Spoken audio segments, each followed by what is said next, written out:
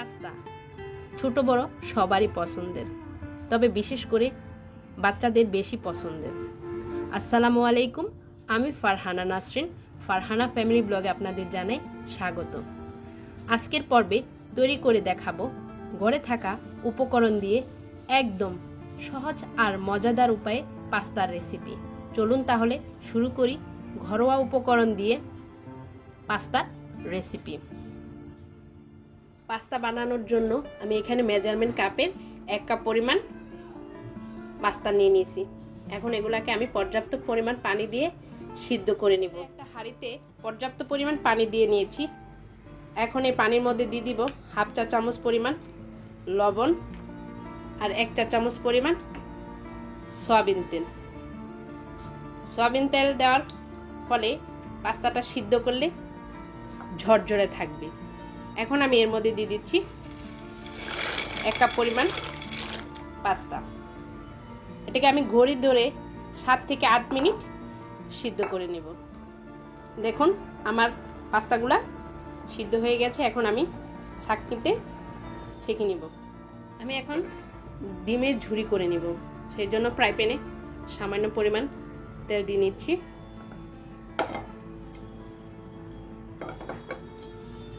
আর এখানে আমি 2টা ডিম নিয়েছি। সামান্য পরিমাণ লবণ নিয়ে এটাকে একটু ফেটে নিয়েছি। এখন আমি এটার মধ্যে দিয়ে দিচ্ছি।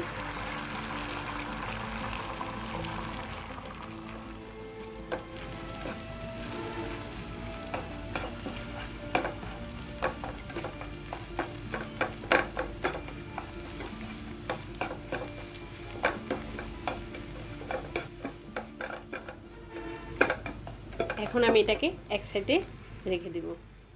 এখন আমি পাস্তাটা রেডি করে নেব। সেই জন্য কড়াইতে 1 টেবিল চামচ পরিমাণ সয়াবিন তেল দিয়ে দিলাম।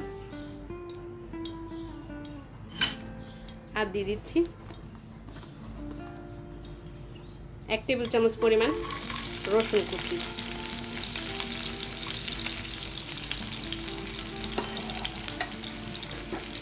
এটাকে আমি 30 সেকেন্ডের মতো ভেজে নেব।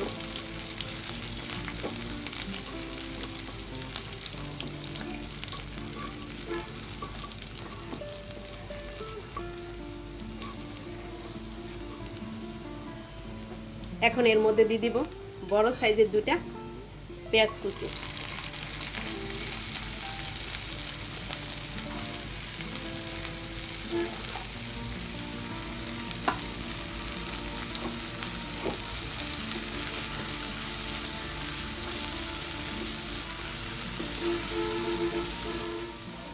পেঁয়াজটা একটু নরম হয়ে আসছে। এর মধ্যে এখন দিয়ে দিব কাঁচামরিচ। আমি ফালি করে নিয়েছি, কাঁচামরিচ দিয়ে দিলাম।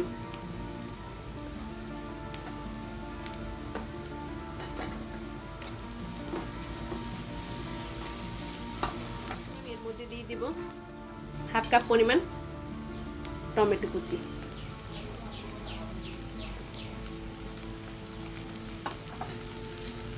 এখন এটাকে আমি ভালোভাবে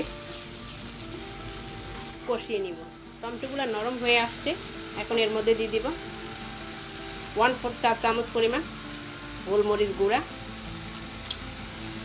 আর দিয়ে দিচ্ছি গাজর বরবটি আগে আমি সিদ্ধ করে রেখেছি 1/2 কাপ পরিমাণ।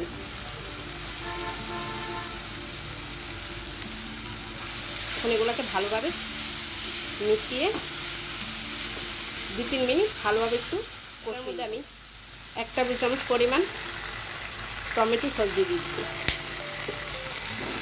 আর দিয়ে দিচ্ছি 1 টুকরা লেবুর রস।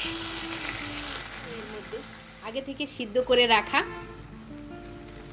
পাস্তাগুলা এর মধ্যে দিয়ে দিব।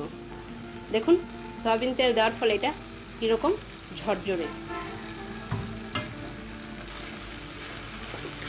পাস্তাটা সিদ্ধ করার সময় আপনারা তেল দিয়ে নেবেন, তাহলে পাস্তাটা ঝরঝরে হবে।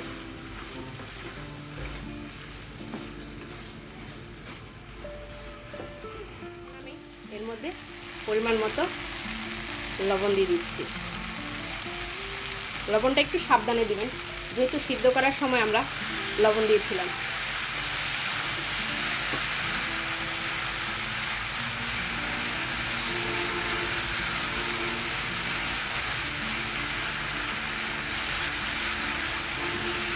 এখন আমি এর মধ্যে এই ঝুড়া করা ডিমগুলা দিয়ে দিব, ডিমের ঝুড়ি দিয়ে দিচ্ছি।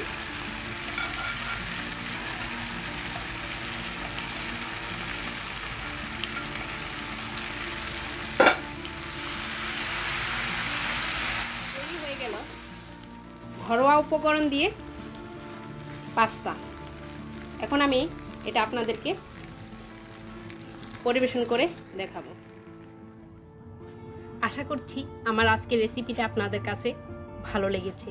ভালো লাগলে অবশ্যই একটা লাইক, কমেন্ট, সাবস্ক্রাইব করে আমার পাশে থাকবেন। আজকের মতো আমি এখানেই বিদায় নিচ্ছি। আল্লাহ হাফেজ।